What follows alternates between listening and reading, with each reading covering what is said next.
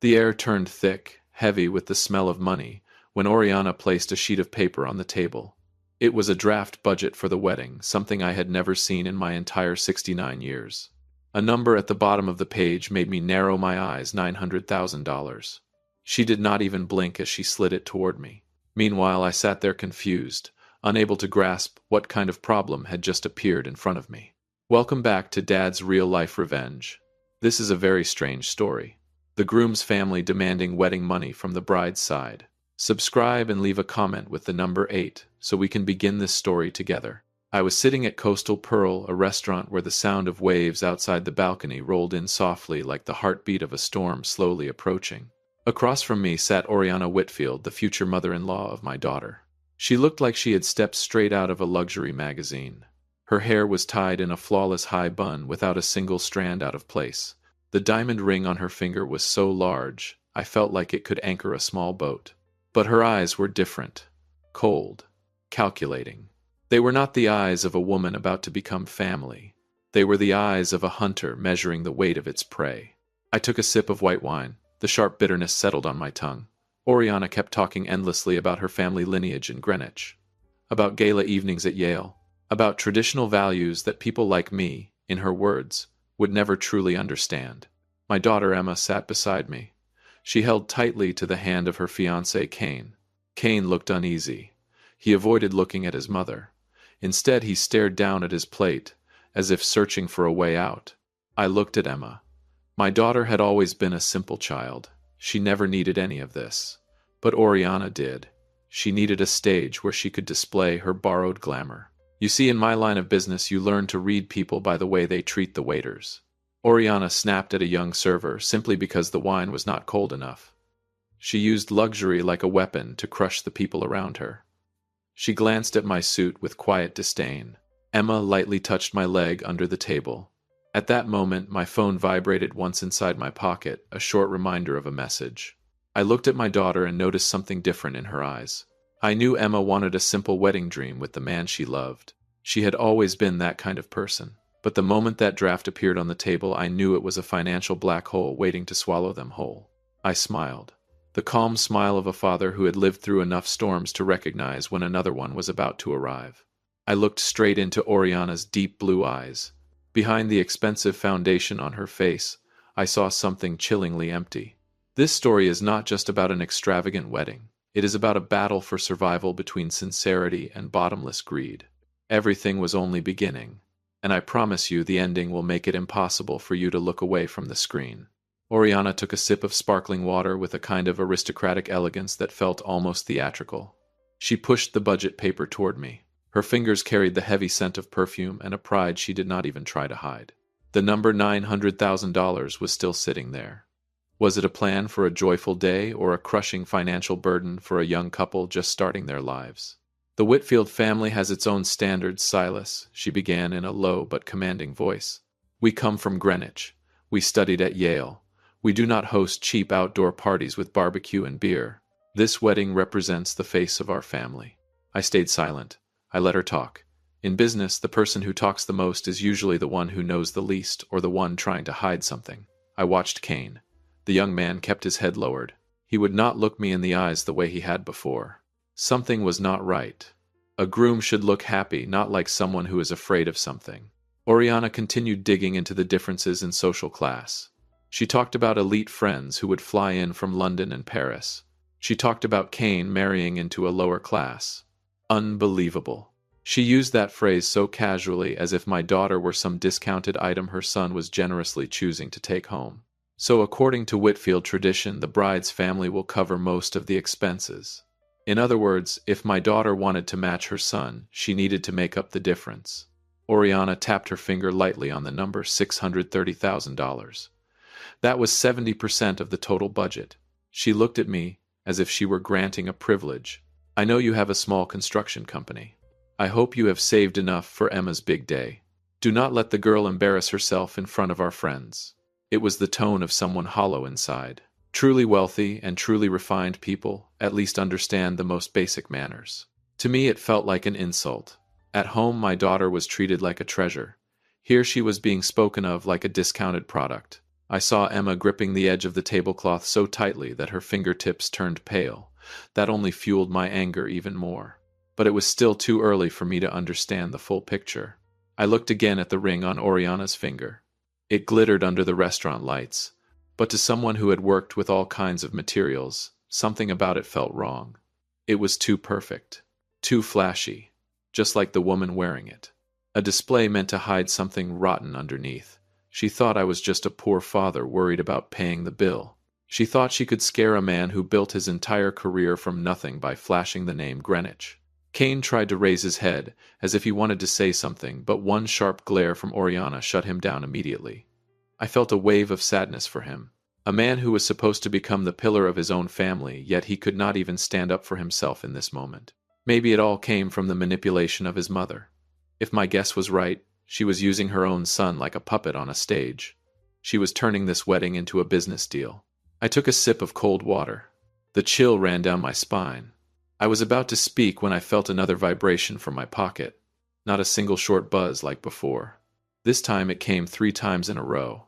Another signal from Emma. My daughter looked at me with eyes that were trying to tell me something. Because the previous signal I had not even checked yet, I had been too busy listening to Oriana's endless monologue. I lowered my head and pulled out my phone. A series of messages appeared, all carrying the same words. I read the line over and over again. Dad, he is not the groom. She is the groom. I looked up. Oriana was of Uwat still talking endlessly about a rare type of orchid that needed to be imported from the Netherlands. She looked flawless. But my daughter's words began echoing in my mind like an alarm bell. She is the groom. What did that mean? Kane was just a pawn. A tool she was using to enter my family. Her real target was not the wedding. It was my wallet. I took a slow, deep breath. The calm of a seasoned businessman returned to me. I glanced at Kane.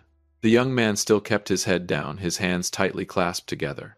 Now I understood his uneasiness. It was not anxiety about the wedding. It was the guilt of someone participating in a deception against the person he loved. Oriana seemed to notice my unusual silence. She tilted her head, a gesture of artificial concern. Mr. Silas, you seem deep in thought. I understand that $630,000 is not a small number for a construction man. But think about Emma's future. The girl deserves the very best. I smiled. It was the same smile I used during the most intense negotiations. Thank you for sharing the Whitfield family traditions, I said, my voice calm and steady. It has been very enlightening. She did not just want money for a wedding. She wanted control. She wanted to drain the people she considered beneath her. I realized Emma's foot was still touching mine under the table. I placed my hand over hers on the table. I wanted my daughter to know I had received the message, and I would not let anyone hurt her. Oriana raised an eyebrow. So we are agreed then. I need a deposit of $200,000 for the event planner tomorrow morning. They do not hold reservations long for strangers. She was rushing. A classic sign of a con artist when they sense their prey starting to hesitate. They push you into urgency so you do not have time to think. They want you to sign the check before you notice the cracks in their perfect mask. Let me think about it, I replied. I need to review the cash flow from my current projects. $1 million wedding deserves careful preparation, does it not? Oriana's eyes flashed with a hint of irritation. She was not used to being delayed, but she quickly recovered her polite expression. Of course. I will wait for your call tonight. Do not disappoint us. We stood up. Lunch ended with an awkward silence hanging in the air. When we stepped outside the restaurant, the sea breeze felt cold against my skin. I watched Oriana and Kane walk toward the luxury car waiting for them. I knew the battle had only just begun. Emma grabbed my arm as we walked toward the parking lot. Dad, I am sorry, she whispered. I pulled my daughter into a tight embrace. There is nothing to apologize for, Princess. I have seen everything I needed to see. Now I had a new mission. I needed to find out who Oriana Whitfield really was, and why Kane said she was the groom. The answer lay somewhere that her money could not hide. I took out my phone and dialed a number I had not called in years. Why would a mother be willing to use her own son as bait? And what terrible secret was Kane hiding about his family? The discoveries made by Detective Joe Russo would make you shiver at the cruelty of this woman. Oriana's car disappeared behind the line of trees. I stood there tasting the salt of the sea and the bitterness of betrayal. Emma slid into the passenger seat of my car. She was not crying. She simply stared straight ahead into the empty distance. A heavy silence filled the air. I did not start the engine right away. I needed to hear the truth. "Dad, Kane tried to warn me," Emma finally said. Her voice was thin like a fragile thread. "He loves me, but he is her slave. A slave of flesh and blood." I tightened my grip on the steering wheel. The skin on my hands turned pale. "Tell me about that message," I said firmly. Emma turned toward me. Her eyes were red. "Kane said the Whitfield family is a lie. They have no trust fund. They have no mansion in Greenwich. Everything she wears, the car she drives, all of it is rented with the last dollars taken from her previous victims. She is not looking for a daughter-in-law. She is looking for a sponsor for her decaying luxury lifestyle. Kane has been manipulated since he was a child. She holds secrets about him. She threatens to destroy his life if he does not help her carry out this scheme. He calls her the groom because she is the one who decides every move. Kane is only a shadow." A shock ran down my spine. This was not a wedding. This was an armed robbery, except the weapons were marriage papers and empty promises. Oriana was a con artist. She used the emotions of young people to drain the parents who loved them. My anger slowly gave way to clarity. I remembered Kane's eyes in the restaurant. That silent plea now made sense. He wanted to escape, but Oriana's cage was too strong. He truly loved Emma. And because of that love, he risked everything to send her a warning under the table. I started the engine. The motor roared to life with determination. "We will not let her win," I said. "But we need proof. We need to know how many families this monster has passed through before reaching us." Emma looked at me, worry clear on her face. "What are we going to do, Dad? They are professionals. They have good lawyers. They have perfect fake documents." I gently tapped my daughter's hand. "They may have professionalism, but I have the truth. And I have old friends who never forget a debt." I drove toward the center of the city. In my mind, a plan was already forming. A plan not only to protect Emma, but also to bring justice for the people she had drained before us. Oriana thought she had found a wealthy and gullible builder. She did not know that builders are the people who know exactly how to tear down rotten structures from the foundation. I stopped the car in front of an old building. This was where Joe Russo worked, a former detective with a mind like a computer. If anyone could rip the mask off Oriana Whitfield, it would be him. Before stepping inside, I looked at Emma one last time. "I promise you this wedding will still happen, but not the way she wants it to. It will be a wedding of freedom."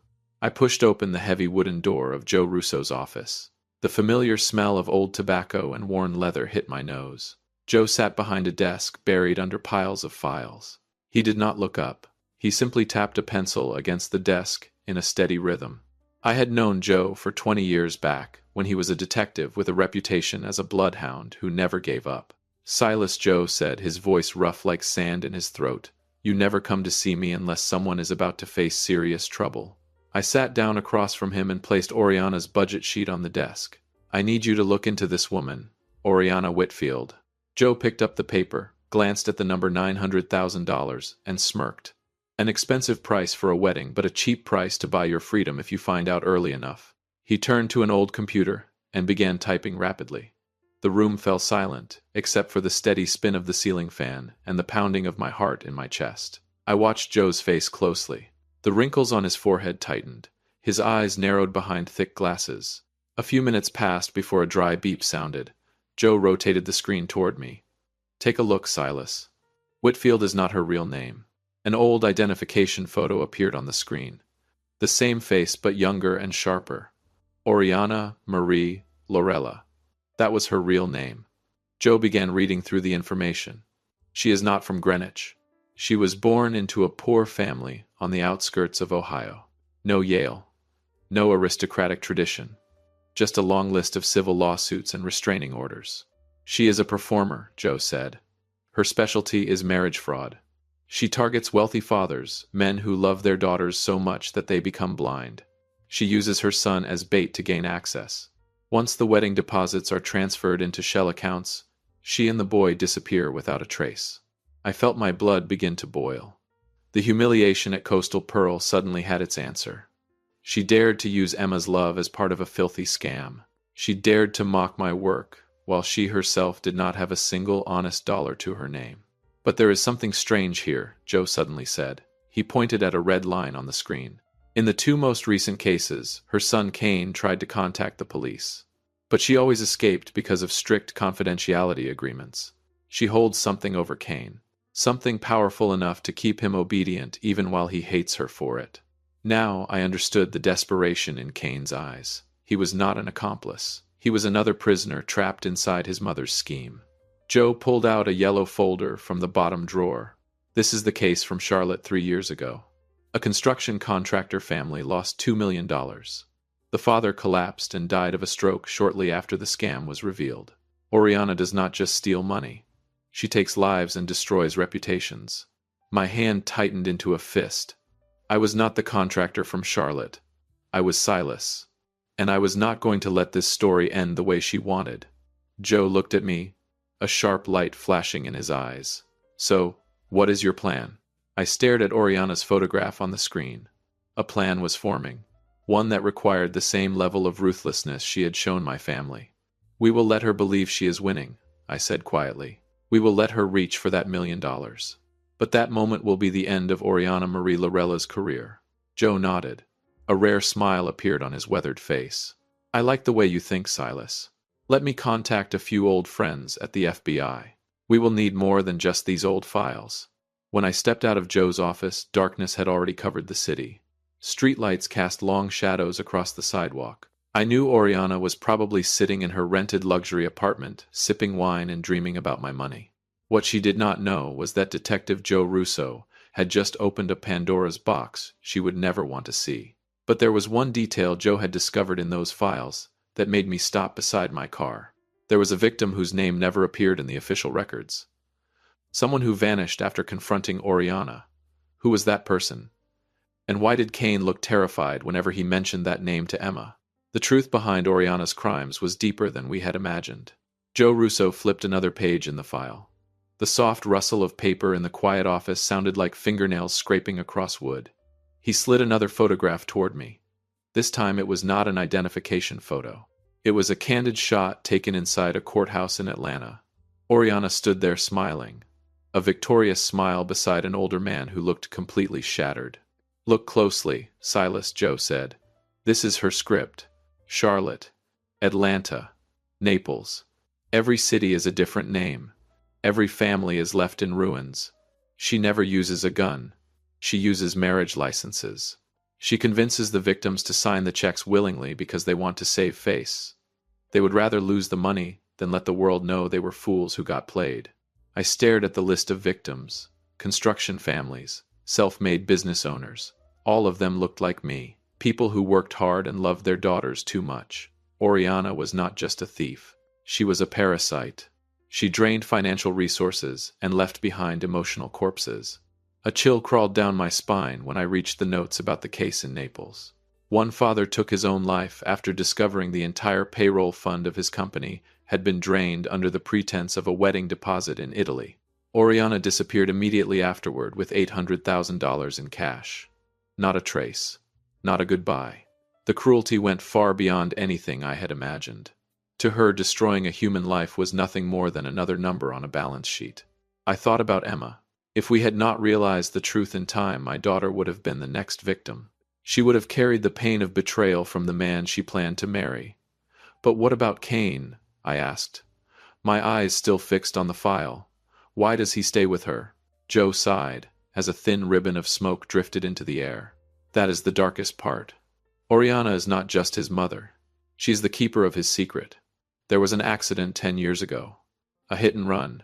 Oriana stepped forward and took the blame for Kane, but in reality she used it to put a permanent noose around his neck. Every time Kane tries to leave, she threatens to reopen the case. She turned a mother's protection into a lifelong slave contract. That is why Kane sent that message. He is trying to save Emma. I stood up and walked to the window, looking down at the street below. Neon lights flickered like watchful eyes in the darkness. I did not just feel anger. I felt a cold determination forming inside me. Oriana Whitfield, or Oriana Marie Lorella. This time she had chosen the wrong man to target. She thought I was an aging contractor who could be fooled by fancy words and high society names. She did not know that I had built the strongest foundations out of rubble. And I also knew how to bring down a rotten structure from the inside. Joe, I said, without turning around, I need a list of every surviving victim. We are not fighting this alone. We are bringing all her ghosts back at once. Joe nodded and reached for the phone. I knew the game had changed. Oriana was probably already planning the next dinner where she would demand the money transfer. She had no idea that dinner would be the last one she enjoyed in freedom. But just as I was about to leave, Joe called out, "Silas, there is one more thing. I just found the name of the victim who disappeared in Naples. You are not going to believe it. That person had a connection to Kane closer than anyone else. A truth that could completely change the way we see that young man. Was Kane truly an accomplice? Or was he the final card that could turn the entire game around?" I arranged to meet Kane in an empty parking lot near the harbor. The sea wind blew hard. The sound of metal chains striking the masts echoed like the shackles of a ghost ship. Kane stepped out from the shadows. He wore a black coat, the collar pulled high to hide his pale face. When he saw me, he froze. His eyes held fear mixed with a strange sense of relief. "I knew you would call, Kane," said his voice trembling. "Did you read Emma's message?" I walked closer and looked straight into his eyes. The eyes of someone trapped with no escape. "I read it," I replied. "And I also read the file about your mother. Or should I say Oriana Lorella?" Kane stepped back and leaned against the hood of a car. His whole body seemed to collapse like a house without a foundation. "I am sorry, Silas. I truly love Emma. But she is a devil. She never lets me escape. She uses that accident from years ago to force me to perform this act with her again and again." I placed my hand on his shoulder. The steady weight of a builder's hand helped him stand upright again. "Listen to me, Kane. You have two choices. One is to remain her puppet and watch Emma's life get destroyed. The other is to help me end this nightmare. You will not go to prison for the things she forced you to do. I have Joe Russo. I have evidence she does not know exists." I pulled a tiny recording device from my pocket. It was thin enough to hide beneath a shirt collar. "I need you to wear this," I said. "I need you to make her admit the $200,000 deposit. I need her to talk about the families in Charlotte and Naples." Kane stared at the recorder as if it were a ticking bomb. "If she finds it, she will kill me," he whispered. I looked directly into his eyes. "If you do nothing, you will kill yourself slowly every day when you look at Emma. Choose." Kane stayed silent for a long moment. Waves crashed loudly against the rocks. Then he took the device from my hand. His hands were no longer shaking. "I will do it," he said firmly. "I want to be free. I want to deserve Emma. If you have been listening for a while and want stories like this to keep coming, it would really help if you hit the like button and subscribe. 97% of people never do, but it is what keeps this entire channel alive." I helped Kane hide the device inside his shirt. I showed him how to press the hidden activation button. "We only have one chance," I warned him. "Tomorrow night at the family dinner, when she asks me to sign the check, that is when you act. Use her own arrogance to lead her into the trap." Kane nodded. Then he turned and disappeared into the darkness. I stood there alone, feeling the restless pulse of the plan beginning to move. This was a gamble. If Kane betrayed me, I would lose everything. But I chose to believe the 6 words Emma had sent. I chose to believe that love could be stronger than the manipulation of a con artist. I returned to my car. My phone lit up with a message from Oriana. An address for a luxury restaurant tomorrow night. A sweet note about the bright future of our 2 families. She was still dreaming about the $1 million. She did not know the noose was slowly tightening around her own neck. But just as I was about to drive away, another black car slowly rolled out from the dark corner of the parking lot. It had been there the whole time. Had someone been watching our meeting? And if Oriana already knew about our plan, would Kane even survive long enough to walk into that dinner tomorrow night? The luxury restaurant was strangely quiet. Candlelight flickered across the polished silverware on the table. Oriana sat there in a deep red velvet dress. She looked like a queen waiting to receive tribute. Kane sat beside her. He wore the shirt where I had hidden the recorder. His face was stiff. I saw a bead of sweat sliding down his temple. "Silas, you look tired," Oriana said sweetly. She raised her glass of wine. "Perhaps preparing $1,050,000 has been exhausting for you. Do not worry. Once we become family, it will all be worth it." I looked straight into her eyes. I took out my checkbook and placed it on the table. "I prepared the first $200,000 as you requested. But I do have a few questions about the wedding insurance fund you mentioned. Why is the beneficiary account registered to a company in Naples? Oriana froze for a fraction of a second. Then she laughed. A professional laugh. Oh, that is simply a legal structure for tax purposes. In Greenwich we always optimize our financial flows. You would not want your money wasted on the government, would you? She pulled out a stack of invoices. All of them were fake bills from non-existent vendors. She enthusiastically described enormous costs for flowers, musicians, and private security teams. She had no idea that every word she spoke was being transmitted directly to Joe Russo and the investigators sitting inside a van in the parking lot. Suddenly, Kane spoke. His voice trembled slightly, but it was clear. Mom, do we really need that much cash? Emma's father has already been generous. Why not transfer the money directly to the contractors? Oriana's eyes instantly turned cold. She looked at her son, as if he were a traitor. Darling, you should focus on being a good groom. Leave financial matters to the adults. Then she turned back to me, trying to recover her calm expression. You see, young people sometimes fail to understand the value of discretion. I slid the check toward her. I had signed it, but I had not written the amount yet. I would like to hear again about Charlotte. You said your family has strong connections there. Will any of those friends attend the wedding? The name Charlotte made Oriana stiffen. The wine glass in her hand trembled, red liquid spilling over the rim. Why would you mention that place? She asked, her voice dropping into a threat. I smiled. The smile of a builder who had just discovered the fatal crack in a wall. Because I recently met an old friend of yours from there. He said you owe him an apology. And about $2 million. The atmosphere in the room collapsed instantly. Oriana's aristocratic mask vanished. She leaned forward, her eyes blazing like a trapped animal. Who do you think you are? You are nothing but a lowly builder. You have no right to question me. She snatched the check from the table. But at that exact moment, Kane stood up. He reached inside his collar and ripped the recording device free, dropping it directly onto Oriana's plate. It is over, Mom, Kane said. His voice now carried relief and strength. The FBI has heard everything. Oriana's face turned from red to ghostly pale. She stared at the tiny device, blinking with a red light. Then she looked around the room. The waiters who had been standing quietly suddenly moved closer. They were not waiters. They were undercover agents. Oriana jumped to her feet and rushed toward the back exit. But she stopped abruptly when someone stepped in from the bright doorway. It was not a police officer. It was a middle-aged man with a long scar across his forehead. The missing victim from Naples that Joe Russo had mentioned. The moment Oriana saw him, she let out a horrified cry, as if she had seen a ghost. They believed gray hair meant we had forgotten how to fight.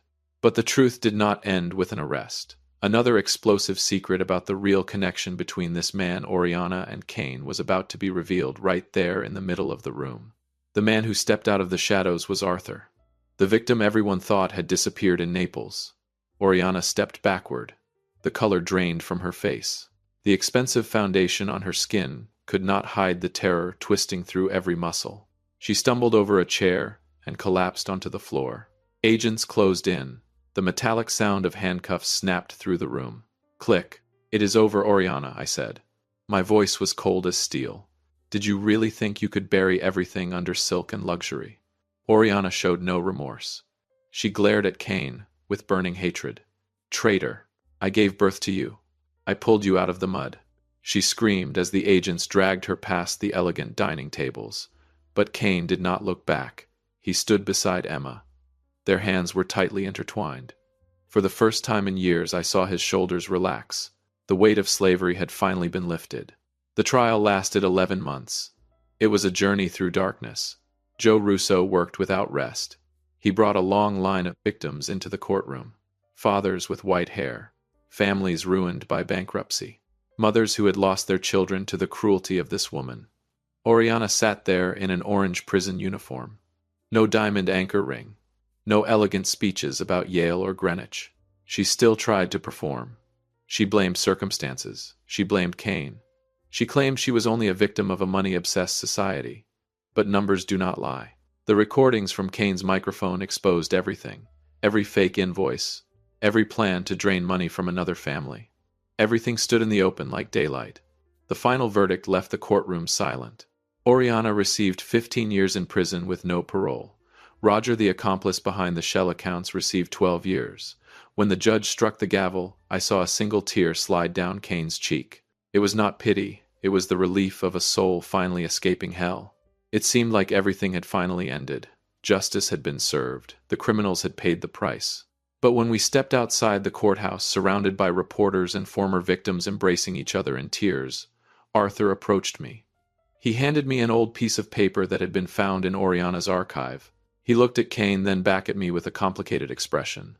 "Silas, you should read this," Arthur whispered. "This is why she kept Kane under control all these years. It is not only about the accident from years ago." I unfolded the paper. Crooked handwriting from more than 20 years ago appeared on the page. My breath caught in my throat. It was a secret about blood, a truth Kane himself had never known, a revelation that could completely redefine the meaning of family we had fought so hard to protect. Sometimes the greatest victory is not putting a criminal behind bars. Sometimes it is facing the truth about the people we love most. But would Emma and Kane still be able to move forward once this terrible truth came to light? I stood beneath the old oak tree in my yard. The evening breeze moved gently through the leaves. There were no elegant wine glasses clinking together. No unfamiliar guests from Paris or London. Only the laughter of a few close friends and the smell of freshly cut grass. Emma stepped out wearing a simple white dress. It did not cost thousands of dollars, yet it shined brighter than anything Oriana had ever worn. The paper Arthur gave me still rested quietly in my jacket pocket. The secret about Kane being the real son of one of Oriana's first victims had finally been revealed. She had not only stolen his future, she had stolen his identity when he was still a child and raised him as a tool for her scams. I looked at Kane. He stood waiting for Emma beside the wooden arch I had built with my own hands. He knew the truth now, and he had chosen to face it. Their wedding happened quickly. The entire ceremony cost $520 for the paperwork and a few bundles of wildflowers. When the pastor pronounced them, husband and wife, Kane turned toward me. His eyes were wet. "Thank you, Dad," he said softly. He no longer called me Mr. Silas. He called me Pop. One simple word, but it carried the weight of 1,000. It was recognition. It was the beginning of a real family. I looked toward the horizon. The dark clouds from the trial had finally passed. Oriana sat behind prison bars. She still showed no remorse. In the letters she sent from prison, she continued blaming her son. She called it betrayal. I called it awakening. A con artist will never understand that love cannot be measured by the numbers written on a wedding budget. When the celebration began, I sat alone in an old armchair. I reflected on everything that had happened. We are often blinded by glamour. We fear being seen as lower class. That fear is the fertile ground where people like Oriana plant their seeds. But I learned something valuable. When someone reveals their true character at the dinner table, believe them the first time. Do not paint over their cruelty with excuses. I lifted a glass of lemonade. The sour and sweet were perfectly balanced. Emma and Kane danced together on the grass. They did not have $1 million in their account, but they had each other. They had the truth, and they had a father willing to fight to the very end to protect that truth. I looked toward the imaginary camera in front of me. There was something I wanted to tell you. Life does not always deliver dramatic reversals like the movies. But if you keep your feet firmly on the ground, you will never be swept away by artificial tides. If you followed the story all the way to this moment, you probably felt something for it. So please take one small second to help us. Subscribe. Many people watch without doing it, but it costs you nothing, and it means everything to us. The story of the fake Whitfield family has come to an end, but the lessons about trust and awareness will remain. My name is Silas, and this is how I reclaimed my daughter's life. But have you ever wondered how many other Orianas might still be sitting across from you at a Sunday lunch table? The next secret I will reveal about another family of scammers is even more chilling. Are you ready for the next plan? Wait for the story next week.